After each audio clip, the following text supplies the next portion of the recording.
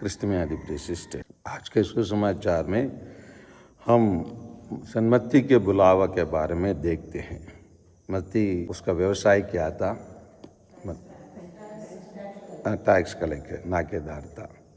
तो नाकेदार होने के नाते और थोड़ा पैसा वाला भी होगा, इसलिए वो हम बताया जा रहा है प्रभु के लिए उन्होंने एक दिन क्या दिया?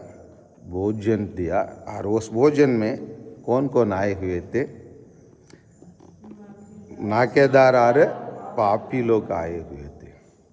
पता नहीं उसका संगति नाकेदार के साथ रहना वास्तविकता, और पापी लोग भी आए हुए थे।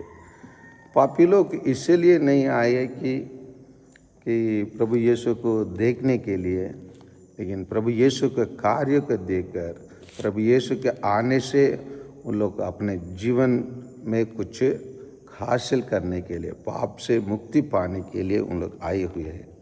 और यही कार्य को देखकर अन्य लोगों को अच्छे लगना चाहिए। जैसे हमारे भारत के लोग कभी कभी क्या करते हैं, दोषी डराते हैं ईसाई लोगों पर कि धर्म परिवर्तन करते।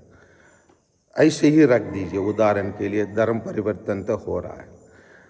उसी जो लोग धर्म परिवर्तन हुआ उन लोगों के साथ क्या हम लोग दुर्व्यवहार करते हैं क्या? उन लोग नज़रअंदाज करते हैं क्या? उन लोग अनादत जैसे हम छोड़ दिया क्या? वैसे तो नहीं करते। उसी चीज़ को कोई नहीं देखता है, लेकिन उन लोग ये होता है केवल उनको धर्म परिवर्तन का ही केवल दिखाई देता है। आगे क्या होता है, पीछे उनके जात क्या हुआ, ये सब चीज़ों को उनको कभी परवाह नहीं करते। केवल धर्म परिवर्तन का एक आरोप लगाते और उसको मुद्दा बनाते हैं और उसके आधार पर उन लोग काम करते। उसी प्रकार यहाँ पर उन लोग प्रभु यीशु के पास भी नहीं गए, उनके शिष्यों से कहा तुम्हारा गुरु नाकेदारों और पापियों के साथ क्यों भोजन करते हैं? इसका मतलब गुरु कौन है, प्रभु यीशु कौन है, क्यों इस धरती में आया, उन लोग इसके जानकारी बिल्कुल नहीं है।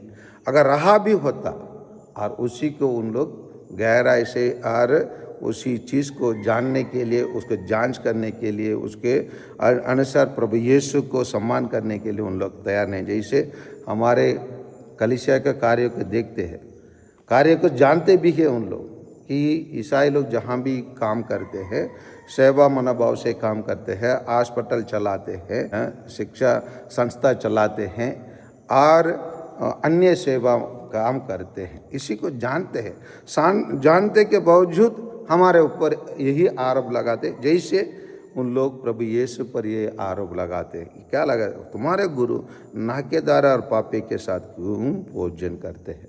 अगर प्रभु यीशु उनके साथ भोजन करते, इनके क्या तकलीफ है, इनके पेट में क्या हो गया? यही एक चीज़ सोचने का है। लेकिन यीशु उनको सटीक उत्तर देते हैं। क्या उत्तर दिए प्रभु यीशु? निरोगों के नहीं, रोगियों को वैद्य की जरूरत होती है। अगर रोगियों ना रहा, अगर हम सेवा करने के लिए सेवा पाने वाले लोग नहीं रहा, हम लोग सब फादर सिस्टर बनने से कोई मतलब होता है? अगर हमारा सेवा को स्वीकार करने वाले ही कोई नहीं होता, हमको फादर सिस्टर बनने की कोई ज़रूरत होता है? नहीं। इसीलिए प्रभु ये कहते निरोगों को नहीं, रोगियों को वैद्यों की जरूरत होता है। यहाँ बड़गांव में सभी लोग शिक्षित है और हम आकर यहाँ शिक्षा का संस्थान खोलेंगे क्या? नहीं। जहाँ शिक्षा नहीं है वहाँ हम लोग शिक्षा का संस्थान खोलते हैं। उसी प्रकार प्रभु यीशु यहाँ बताते हैं, जाकर सीख लो कि इसका क्या अर्थ है। मैं बलिदान नहीं बल्कि दया चाहता हूँ।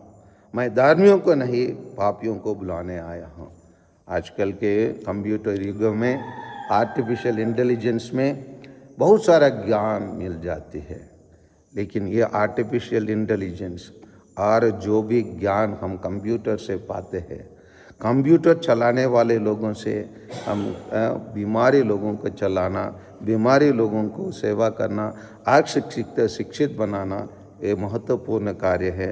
इसी को प्रभु यीशु हमें यही बताते हैं, रोगियों के नहीं, रोगियों का वैद्य की जरूरत होती है। बोलते हैं आइए, इस कार्य के लिए हम लोग आए हैं, इसलिए इस कार्य को हम दिल से मन से करने के लिए प्रयास करें। आमीन।